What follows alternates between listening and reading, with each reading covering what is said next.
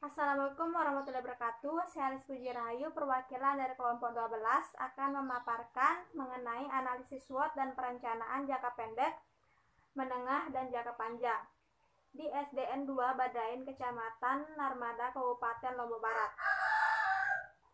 Poin yang pertama yaitu pengertian SWOT. SWOT adalah singkatan dari strength, kekuatan, weakness, kelemahan, opportunities, peluang, dan threats, ancaman. Analisa SWOT adalah alat yang digunakan untuk mengidentifikasi isu-isu internal dan eksternal yang mempengaruhi kemampuan kita dalam memasarkan event. Analisa SWOT adalah situasi atau kondisi yang bersifat deskriptif atau memberi gambaran. Analisa ini terbagi atas 4 komponen dasar, yaitu 1. S singkatan dari strength adalah situasi atau kondisi yang merupakan kekuatan dari organisasi atau program pada saat ini. 2. W singkatan dari weakness adalah situasi atau kondisi yang merupakan kelemahan dari organisasi atau program pada saat ini.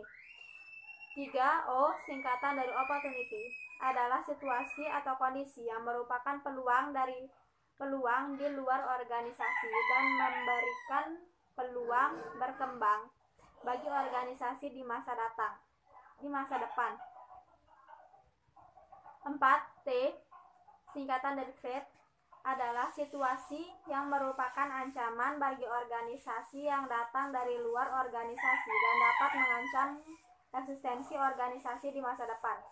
Dalam dunia pendidikan, analisis ini digunakan untuk mengevaluasi dan fungsi pengembangan kurikulum, fungsi perencanaan dan evaluasi, fungsi ketenagaan, fungsi keuangan, fungsi proses belajar mengajar, fungsi pelayanan kesiswaan, fungsi pembangunan iklim pendidikan, fungsi hubungan sekolah dengan masyarakat, dan sebagainya yang dilibatkan.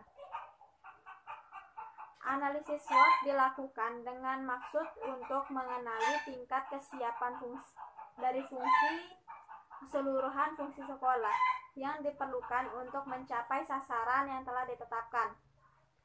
Berhubung tingkat kesiapan fungsi ditentukan oleh tingkat kesiapan masing-masing faktor yang terlibat pada setiap fungsi, maka analisis SWOT dilakukan terhadap keseluruhan faktor dengan setiap fungsi, baik faktor internal maupun eksternal. Poin yang kedua yaitu rencana jangka pendek. Yang pertama, meningkatkan kualitas kehidupan di sekolah. Kedua, setiap peserta didik berkarakter beriman dan bertakwa kepada Tuhan Yang Maha Esa serta terlatih menjalankan ibadah dengan tertib, baik, dan benar. 3. Meningkatkan pemahaman dan penghayatan anak didik terhadap ajaran agama yang dianutnya. 4. Meningkatkan kualitas akademik. 5. Meningkatkan pemahaman guru terhadap kurikulum 2013. 6. Meningkatkan efektivitas proses belajar anak peserta didik. 7. Meningkatkan prestasi belajar peserta didik sehingga siap untuk melanjutkan pendidikan pada jenjang selanjutnya. 8.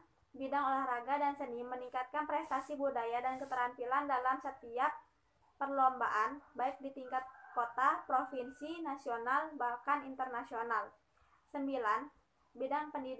Bidang lingkungan menanamkan kecintaan terhadap lingkungan, alam, dan sosial. Poin yang ketiga yaitu jangka menengah. 1. Melakukan perbaikan dan pengembangan program sekolah yang disesuaikan dengan kebutuhan dan tuntutan zaman serta berdasar atau berpedoman pada ketentuan dari pemerintah.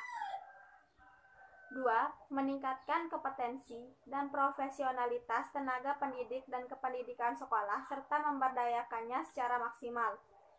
3. Menjalin kemitraan strategis dengan stakeholder sekolah dan instansi yang terkait.